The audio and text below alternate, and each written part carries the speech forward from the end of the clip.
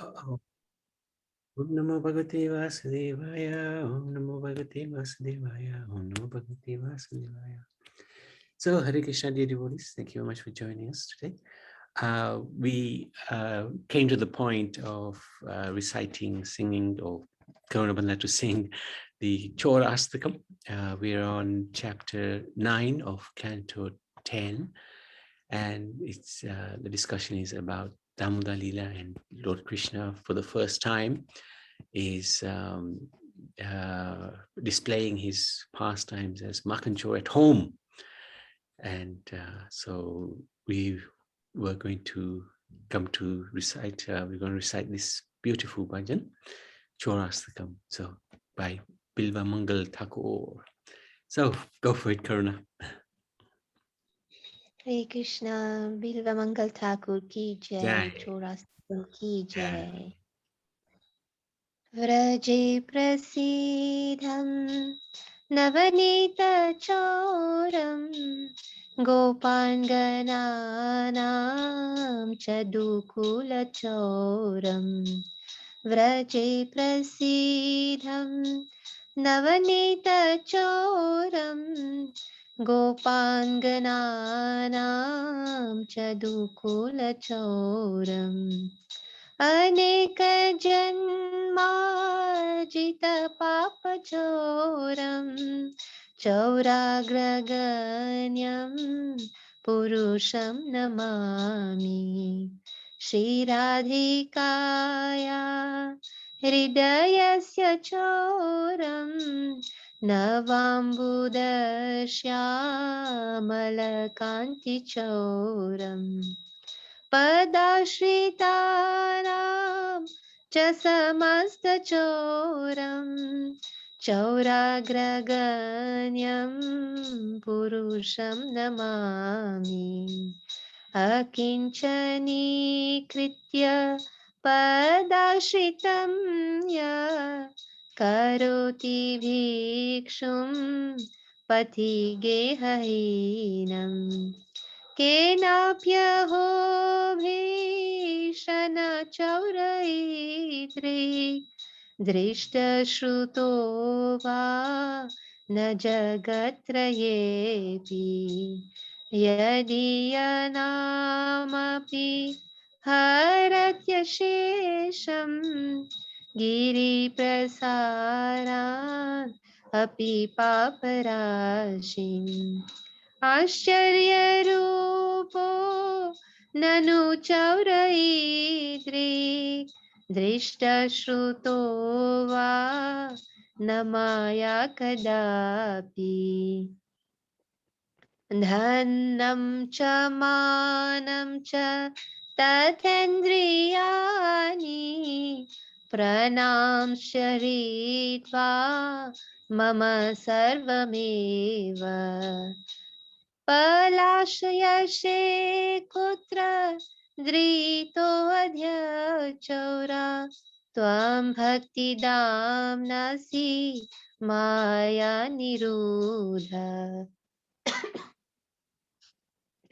चिनत्सि घोरं यमपाशबन्धं बिनत्सि भीमं भवपाशबन्धम् चिनत्सि सर्वस्य समस्तबन्धं नैवात्मनो भक्त कृतं तु बन्धम् मन्मानसे तामसरासि घोरे कारागृहे दुःखमये निबद्धा लभस्य हे चौरा हरे चिराय लभस्य हे चौरा हरे चिराय स्वचौर्यदोषोचितमेव दन्दम् व्रजे प्रसीदं नवनीतचोरं गोपाङ्गनानां चदुकुलचौरं व्रजे प्रसीदं नवनीतचौरं गोपाङ्गनानां चदुकुलचौरं व्रजे प्रसीदं नवनीतचौरं गोपाङ्गनानां चदुकुलचौरम्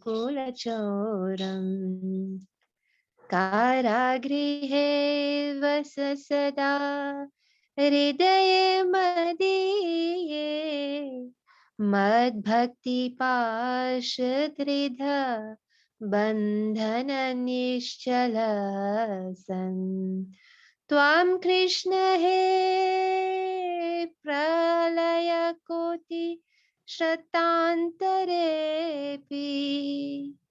सर्वस्वचौरा हृदयान्नहि मोचयामि सर्वस्वचौरा हृदयान्नहि मोचयामि। श्री चौराष्टकम की जय, बिल्वमंगल ठाकुर की जय, शपुपाद की जय, गुरु महाराज की जय। हरे Krishna.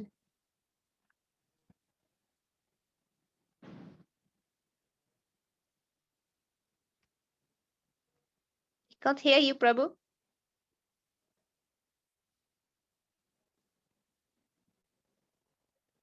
That was magnificent. Thank you so much. Would you like to read the translation? Yes, Prabhu. I offer my respectful obeisances to that foremost of thieves, who is famous in Vraja as the butter thief, and who steals the gopis' clothes, and who, for those who take shelter of him, steals the sins which have accrued over many lifetimes. I offer my respectful obeisances to the foremost of thieves, who steals Srimati Radhika's heart, who steals the dark luster of a fresh rain cloud, and who steals all the sins and sufferings of those who take shelter of his feet. He turns his surrendered devotees into paupers and wandering, homeless beggar. Alas, such a fearsome thief has never been seen or heard of in all the three worlds. Mere utterance of his name purges one of a mountain of sins. Such an astonishingly wonderful thief I have never seen or heard anywhere. O thief, having stolen my wealth, my honor, my senses, my life, and my everything, where can you run to? I have caught you with the rope of my devotion. You cut the terrible noose of Yamaraj. You sever the dreadful noose of material existence, and you slash everyone's material bondage. But you are unable to cut the knot fastened by your own loving devotees. O stealer of my everything, O thief, today I have imprisoned you in the miserable prison house of my heart, which is very fearful due to the terrible darkness of my ignorance. And there for a very long time you will remain, receiving appropriate punishment for your crimes of thievery. O Krishna, thief of my everything, the noose of my devotion remaining forever tied, you will continue to reside in the prison house of my heart, because I will not release you for millions of eons. Krishna. Chorastakam ki jai. Bilvamangala Thakur ki jai. So thank you so much. That was magnificent. So let's carry on. Krishna could therefore freely plunder their homes. So he was this pastime is talking about how Krishna could very easily go to the homes of the neighborhood gopis and take as much makhan from them as possible. He couldn't do the same at home because Mother Yashoda's love was so overpowering. And if he ate too much of the yogurt or makhan that she made, he would become a goody two-shoes at home. So anyway, when he was outside, he could eat as much as he wanted without fear of becoming a docile goody do-gooder and laughing stock of his friends. But this morning, Krishna's anger insulated him from the domesticating effects of his mother's butter. He was furious. He had been dropped while enjoying his mother's milk. In ecstasy, he was relishing the special taste of her labor, although he was acutely aware that mother could show up at any moment. There was also a problem as he was relishing the special treat. It caused his anger to subside, giving rise to the fear of his mother's reaction to the mayhem he has caused. He thought, what will happen when mother sees the mess I made? So there he is, tears in his eyes and looking pretty fearful, waiting for his mother. Tears began to welling up in his eyes, flowing down his cheeks. Who knows what she will do? With thoughts of punishment surfacing in his mind, Krishna sought escape, the nearest door to the grand hall where the guards are stationed. The nearest door to the grand hall was where the guards are stationed. They will raise the alarm. Not a good way to escape. The only other way out was the back to the kitchen and the bedding chamber, and then down the back staircase to the courtyard. Krishna carefully opened the door and holding the pot of butter to his chest. So he had one pot of butter he had purposefully taken. He passed through the open space. Afraid to look in the direction of his mother, Krishna followed his own buttery footsteps, which he had left whenever he went. Shredding false tears as insurance against being caught, he noticed that she had just finished cleaning up. So she was cleaning the milk that was on the stove and that had overflowed. When he reached the broken churn, he was thrilled by his good work and stumped around in the spilled produce for good measure. Then, feeling very satisfied with himself, he left through the back door and down the stairs onto the courtyard. So let's try to do this. Verse number 7 of chapter 9. Okay, Karuna, I'm going to have a go. You might have to rescue this, huh? Utarya gopi shushratam payapuna pravisha shamstrasya cha dadiyat amatrakam Bhagna milokya swasutasya karmataj saha satam cha pinata tapasyati. So the translation, Mother Yashoda, after taking down the hot milk from the oven, returned to the churning spot.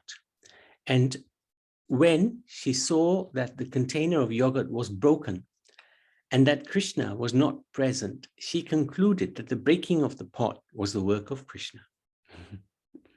So this is where Sukadeva Goswami is giving the reaction of Mother Yashoda.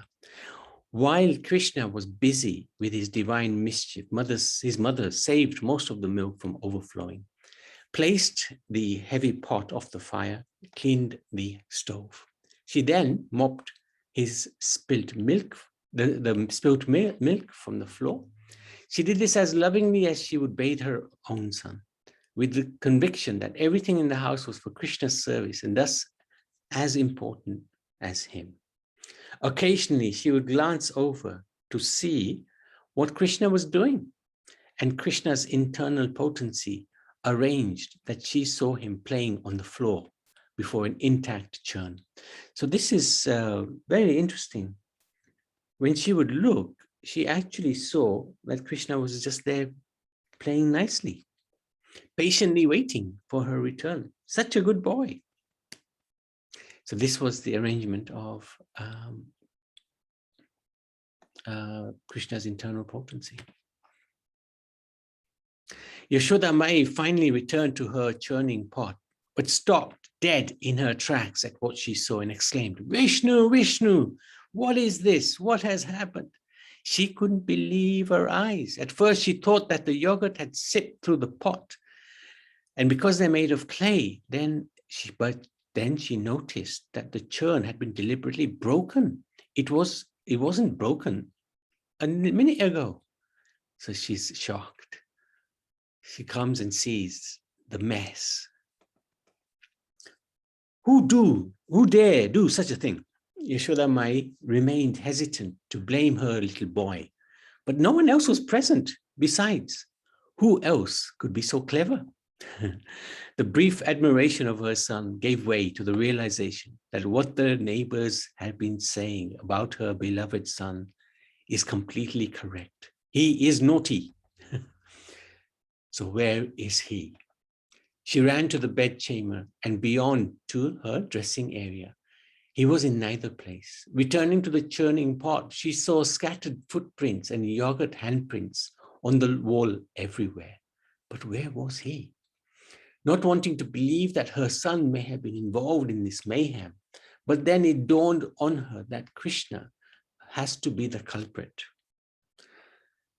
And in fear of punishment, he has run away. She smiled at the naughtiness, cleverness, and subsequent flight of her darling son. Yashoda Mai began to follow Krishna's delicate footprints, and as she did, her motherly pride grew with each step. She was thinking, isn't my boy clever?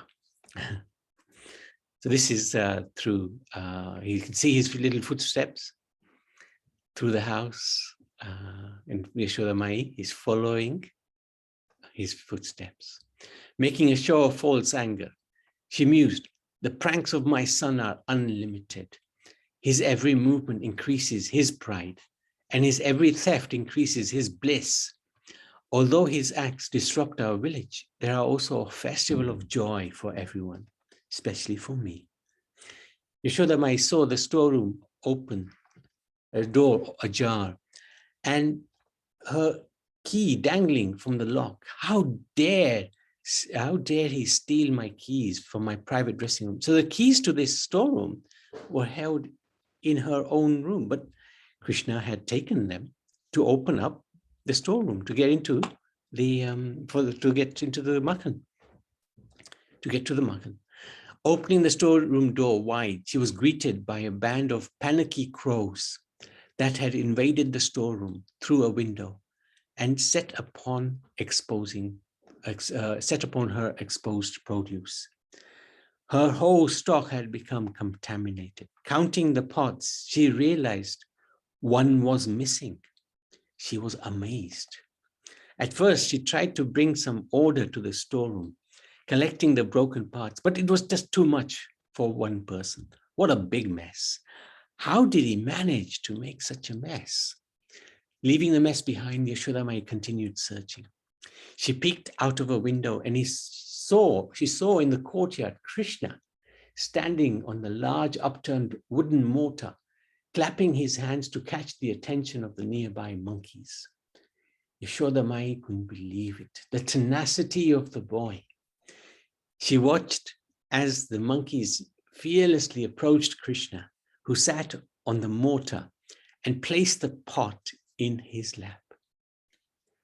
Dipping into the pot and scooping out a handful of yogurt, he swallowed half and threw the rest to the nearest monkey. All the others crowded around. This must have been the most incredible sight. He's seated on a mortar.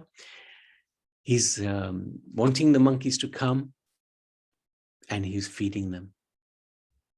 This is the reward that Krishna gives for the monkey service to Lord Ramachandra. Krishna was anxiously looking here and there in case his mother came running after him. Mother, unable to suppress her joy, covered her mouth to keep from laughing. She was enjoying this pastime as well. The monkeys and Krishna have a natural affinity for each other. By associating too much with those mischief mongers, my son has become as mischievous as a monkey. Krishna was, of course, repaying a long-standing debt to the monkeys, who assisted him when he came as Ram. But Krishna knew that he had crossed the boundaries, and Mother will have no sympathy for him when she finds him. So this is verse number 8. Okay, this is going to be a hard one. I'll have a go, and if I mess it up, Karuna, you take over. Huh?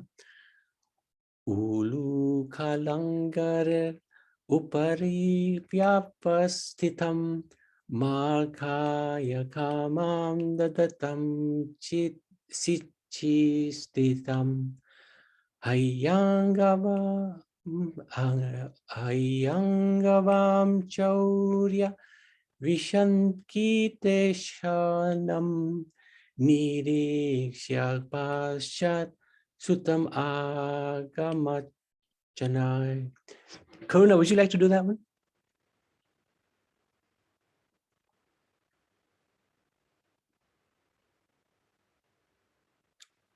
I'll read the translation, maybe she's a little busy.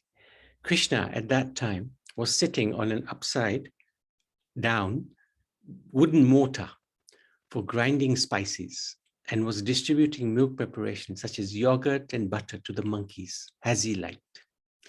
Because of having stolen, he was looking all around with great anxiety, suspecting that he might be chastised by his mother.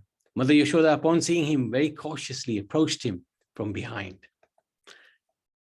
Yashoda Mai cautiously, so as not to slip upon the buttery remnants, followed Krishna's footprints down the stairs towards the courtyard. Although Krishna is the intelligence of most intelligent, he mistakenly sat with his back to the house. So he was sitting on this wooden mortar, but his back was to the house. That gave the mother, his Yashoda Mai, the added advantage of sneaking up on him. As mother came into the courtyard, she noticed her husband's jeweled walking stick against the wall. He must have forgotten to take it. She grabbed the stick, thinking, I will not hurt him, but I will give him a good scare. Krishna was alerted. Mother was coming. The monkeys had told him, there she is, coming after him. But he's got his back to her. Monkeys are enjoying the butter, but they also alerted him. He spun around. He saw his mother with a stick. He was shocked. He did a double take. Did she really have a stick in her hands? He knew that punishment was inevitable, but a stick? She'd never used a stick before. She had used a stick previously to chase away the monkeys, herd the cows, but never to discipline him. Is she really coming, threatening me with a stick? Jumping from the mortar and landing on his chubby feet, Krishna had another look at his mother. Was this all real? Is she really coming at me with a stick? Okay, let's try this one. Tam atayastem prasamikshya satvaras tato avarhyo pasasara bitatvat gopyan vadhavan nayam apayoginam shamam pravestum tapaseritamana. Translation. When Lord Krishna saw his mother, stick in hand, he very quickly got down from the top of the mortar and began to flee, as if very much afraid. Although yogis tried to capture him as Paramatma by meditation, desiring to enter into the effulgence of the Lord with great austerities and penances, they failed to reach him. But Mother Yashoda, thinking the same personality of Godhead Krishna to be her son, began following Krishna to catch him. This is quite an incredible verse. Even the yogis, they sit in meditation, and with the speed of mind, they still can't catch Krishna. Yet Mother Yashoda, who's quite a big lady, managed to follow him and catch him. This is because of her bhakti. Her bhakti is so strong. It surpasses the bhakti of any yogi. She was running after him with a stick, and he ran, as did the monkeys who all scampering up the nearest tree. So this is Mother Yashoda chasing after young Krishna, and Krishna is scared, he's running. Mother's right behind him. The demigods and sages who were fortunate enough to witness this scene looked upon in wonder, mesmerized by the collage of Krishna's transcendental beauty, abode, and pastimes. Although there are many incarnations and deities throughout the universe, none could compare to the charm of this child. Must have been the most glorious sight. The demigods conversed amongst themselves. Is Krishna really afraid or just running as if he's afraid? There you go. Mother Yashoda with the stick running after Krishna. Extraordinary. For the crime of stealing fresh yogurt, the Supreme Lord is being threatened by a stick-wielding gopi. Moreover, he who is feared by demons and demigods alike is running away in fear of her. This is really mind-blowing. Very difficult to understand as well. The Lord is actually running away from his mother. In this land of Gokul, there is no chance of pretense for even the Supreme Lord. The law of sweetness dictates that he behaves like an ordinary child. We must therefore conclude he is full of fear. The sun rises because he's scared of the Supreme Lord. Similarly, he said the moon also. And yet, that same Supreme Lord is running scared of Mother Yashoda. This is what the demigods concluded. She's got close, one hand on his shoulder. Such a display of emotion may be bewildering even to the learned, but the Lord's associates say Krishna is possessed by thoughts of fear. What to speak of the demigods? Krishna was himself bewildered by his own conduct. Why am I running away from the yogis who meditate on me? Even the yogis who meditate on me through excruciating penances and over a long time. Yet I personally remain far from them. If they can't catch me, why should I fear this gopi? Krishna answers his own question. Because she holds a secret of unconditional love. That love can control, catch, and punish me. So this is the bhakti, devotional service. The demon Yavan, who would run after Krishna, never to reach him. And Krishna was just walking away from him because of his sinful ways. Yashoda Mai was not sinful, but was pure and loving. From Kalya Yavana, Krishna walked leisurely, but from Yashoda Mai, he had to run. That said, Yashoda Mai was still a good distance from Krishna. Although the force of her loving desire bridled him, neither could she catch him, neither could he escape. It was a tug of war in which they were, for the time being, evenly matched. So just as she would get close to him, he would get further away. No matter how much they tried, mother and son remained one arm distant, never any closer, never any further. Run as she might, she could not get closer. Run as he could get no further. Yashoda Mai called out to Krishna, "Stop running, stop, you thief and liar. How dare you run from your..." Oh, no, you do this. Stop running, stop, you thief and liar. How dare you run from your mother? Stop where you are. Slowing somewhat, but keeping his distance, he turned and he called over his shoulder, "I will stop if you drop your stick." If you are afraid of punishment, then why did you break my buttock churn and ransack my storehouse? "I will never do it again. Please drop the stick." However, Yashoda Mai was still intent on catching him. So he tried another approach with long wailing sounds and showers of false tears. He publicized his tale of woe, thinking that mother will be intimidated if I attract the attention of the neighbors. However, mother was not intimidated in the least, continued to chase her darling boy, even making it known to him of her intentions with the whoosh, whoosh of the swinging cane. After chasing Krishna for it seems ages, Yashoda Mai was tired. Sweat pouring down her cheeks. Her hair loosened, but Krishna was also tired. He was tiring, thinking, where is the shelter for me in this world? He called out in distress. Please drop that stick. Do not punish me with it. If you drop it, I will come to you. I do it. You try it.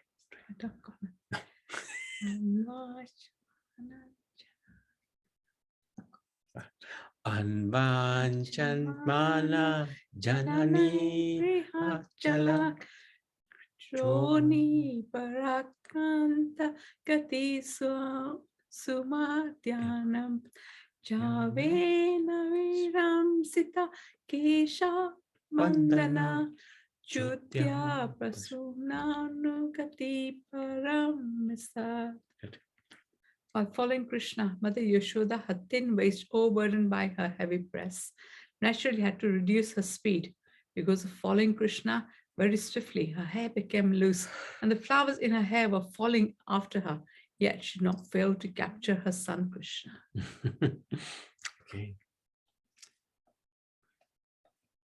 Considering her own fatigue and his pitiful plea, Yashoda made herself to throw away the stick, while actually hiding it behind her.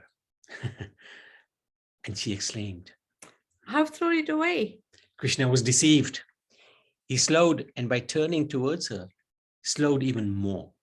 With Yashoda still running at full speed, the mystical arms, distant, vanished, and she managed to wrap her right hand around his right wrist, and triumphantly she said, Now you're caught, rascal. There is. Touching Krishna gave Yashoda ecstatic feelings.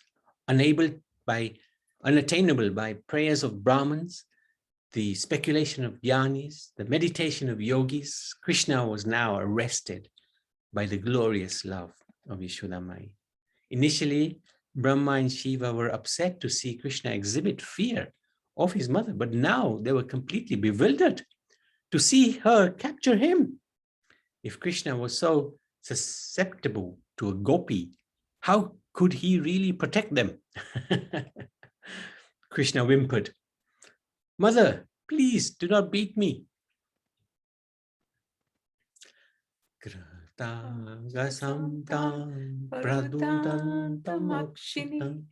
Kashantamanjan asini swapanina udvikshamanam payavivalekshana haste grihitva vishayantyavagurat. When quoted by Mother Yashoda, Krishna became more and more afraid and admitted to being an offender. As she looked upon him, she saw that he was crying, his tears mixing with the black ointment around his eyes. And as he rubbed his eyes with his hands, he smeared the ointment all over his face. Mother Yashoda, catching a beautiful son by the hand, mildly began to chastise him. He started emanating a stream of sweet, indistinct words, which were nectar to the ears of Yashoda Mai. Fully realizing he was helpless in his mother's grasp, his mumbling transformed into sobs. Yashoda Mai thought, in his disturbed condition, this boy is likely to do anything. He is so strong-willed that he may even run away into the forest. Better I secure him with an immovable object until he is composed.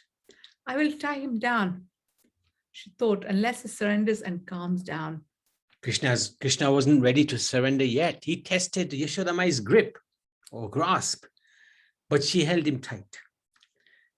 He remained unwilling to admit guilt, but his courageous facade was betrayed by his tears. He was afraid.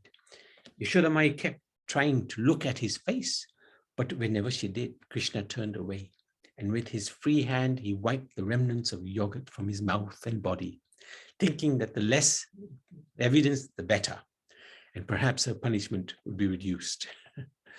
Finally, Mother had enough of his antics and exposed the stick she was hiding.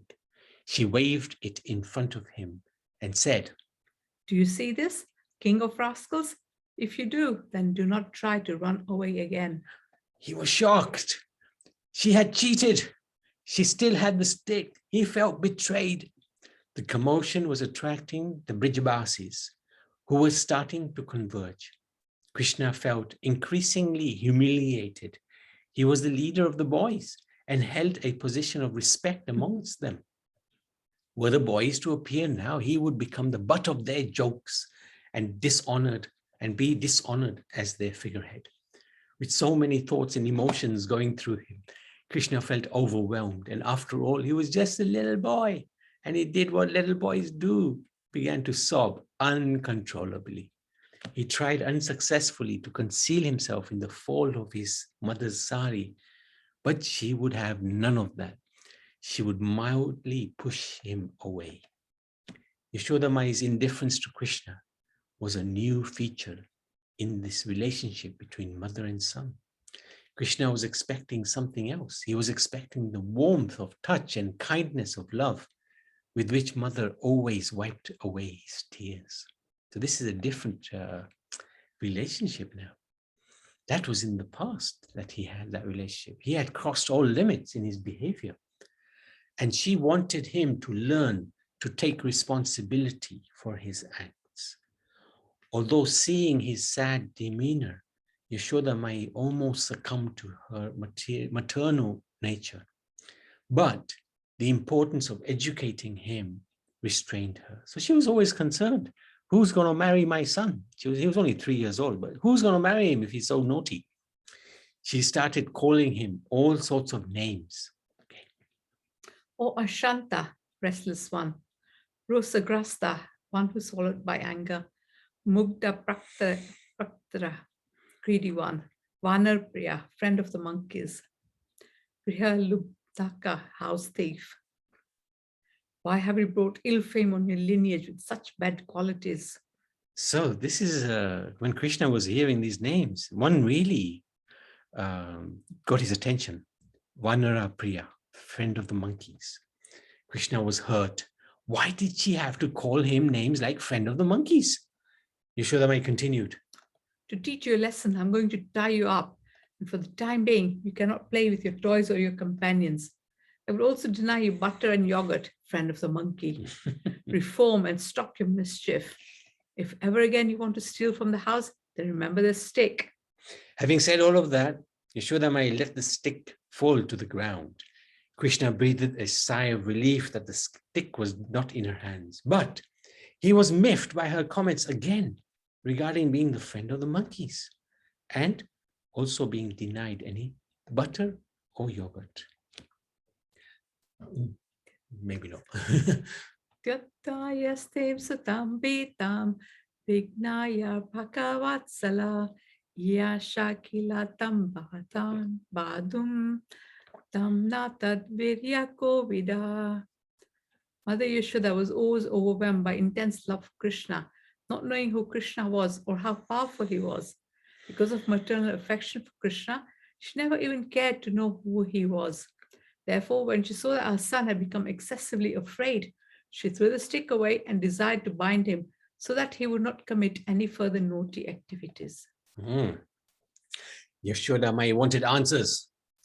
How is the chain broken? Through an act of God. Mother, it's your karma. Yashoda Mai was amazed. Where does he get such ideas from? Oh, yes, of course. And who gave butter to the monkeys? Was that God too? Ultimately, the same Lord who created them also directed me to feed them. Could you not wait to enjoy the butter until after it was offered to God? Or do you think you God? Or is the butter more tasty when it is stolen and unoffered? What could he say? He is God. Staring at the ground, Krishna drew lines in the sand with his toes. Seeing his confusion, Yashoda Mai's heart melted. Oops, sorry. Be good now and tell me the truth. No more stories. Krishna looked up and marveled at the beauty of Yashoda Mai, and Yashoda Mai similarly was marveling at his beauty and cheeky nature. We can just imagine this transaction of love between the two. Mother, you ran. Oh yeah, so this is his excuse now. Mother, you ran to save the boiling milk, and your anklet struck the churn and pierced it. Why are you blaming me? Thereafter, the Lord inspired some monkeys to raid your storeroom and steal its contents. Why fault me? So Krishna's coming up with a whole series of reasons of why the mess took place. Yashoda Mai was mesmerized by Krishna's eloquence. Even though every word was a lie, she wanted to hear more. Then, as I was trying to save the yogurt from the monkeys, you attacked me with a stick, threatening me as if I was a common thief. Without pity, you chased me like a shadow, even though I was frightened to death. Though you're born in an aristocratic family, by befriending monkeys, you have taken on their qualities. Oh, not again. Krishna is compared to the monkeys? Mother, if you think I'm a monkey, then maybe I should go to the forest and live with my monkey friends. Yashoda Mai was shocked. Things were going too far. Who knows? This boy might just do what he's saying. I will tie you down right here, right now, so that I can return to the house and clean up the mess you made. Krishna couldn't believe what he heard. Oh, Rohini Devi, where have you gone with my brother? Oh, Balaram, come quickly. Mother wants to tie me up. Help, help. Although Rohini and Balaram were too far away to hear Krishna's call, it did not fall on deaf ears. The elderly gopis came running, but jokingly goaded Yashoda Mai to punish the boy. How many times we have complained about the havoc your son creates in our homes, and you would constantly ignore us. Now he has plundered your own home, and you finally see the light of day. Let us help you punish him. Mother agreed. He must be tied down. The ladies, as well as the demigods, were amazed at the audacity of Yashoda Mai. Oh, what happened to the verses? Okay. The Supreme Personality of Godhead has no beginning and no end, no exterior, no interior, no front and no rear. In other words, he is all-pervading. Because he is not under the influence of the element of time, for him there is no difference between past, present, and future. He exists in his own transcendental form at all times. Being absolute beyond relativity, he is free from distinctions between cause and effect, although he is the cause and effect of everything. That unmanifested person who is beyond the perception of the senses has now appeared as a human child. Mother Yashoda, considering him her own ordinary child, bound him to the wooden motor with a rope. How extraordinary this gopi is. Although she has seen her son's supernatural powers, the deliverance of Putana, Trinivarta, Sakatasura, she still plans to tie him up. Yashoda Mai required two things to tie up Krishna, an anchor and a rope. Near the entrance to the courtyard lay the mortar which Krishna used to sit on and feed the monkeys. He was incredulous. Yashoda Mai made her intentions very clear. Taking him the few steps to the mortar, she was going to bind Krishna to the mortar. So the mortar had acted as an accomplice, and Yashoda Mai wanted to also punish the mortar with Krishna. Since you're so fond of mortars, I will marry you to this one. Now for the rope. With the graceful movement of her left hand, she took a golden cord that bound her braid at its root. Oops. Yashoda Mai thought about which part of him to bind. His hands and feet were too small. He would be able to wriggle free, best at his waist, around his belly, as his chubby behind and scheming head would not allow the ropes to slip free. Yashoda Mai giggled. Krishna was not amused. Krishna thought, both time and death for me. Does she not? Both time and death for me. Does she know? I think both time and death are under my control. Does she not know? No, she doesn't. Krishna has no beginning, nor does he have an end. Yet her motherly affection did not allow Yashoda Mai to think of Krishna as infinite. The first cord was obviously too short for his waist, so she took another from her hair, but realized that she would need something for the mortar as well. Many Brijbasis were watching this amazing event unfold. Yashoda Mai spotted two of her maidservants, Kurangavati and Lavangavati. She ordered them to bring some soft, smooth rope from the house in a hurry. They ran into the house, quickly brought 2 churning ropes for Yashoda Mai. The gopis assisted Mother Yashoda and tied the 4 ropes together. And Mother Yashoda attempted, with the help of Lamanga, to put the rope around his waist and the mortar. Krishna still can't believe what his mother is planning to do. Who does she think I am? The watching demigods, Brijbasis, sages, birds, monkeys, gopis, gods, all debated amongst themselves about how Yashoda Mai will achieve this monumental task. Krishna tried to reason with Mother. Do you think it's right that you punish me like this? Father would be much more lenient and reason with me. Mother was determined. You were not just mischievous, but you were also offensive. Okay, so I think we can stop there. So we'll have to do the next session on Monday. Yeah. So Srimad Bhagavatam ki jai, Damodara Lila ki jai, Yashoda Mai ki jai. Are there any questions or any comments? Anybody like to ask anything or say anything?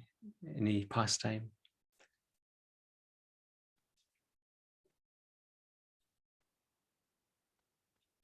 Okay, Srimad Bhagavatam ki jai. Oh, who was that? Karuna. Karuna, would you like to? Amazing faith, Prabhuji. Sorry? Amazing faith. Yeah, it's an amazing pastime, isn't it? It's such amazing pastime, just extraordinary. Okay.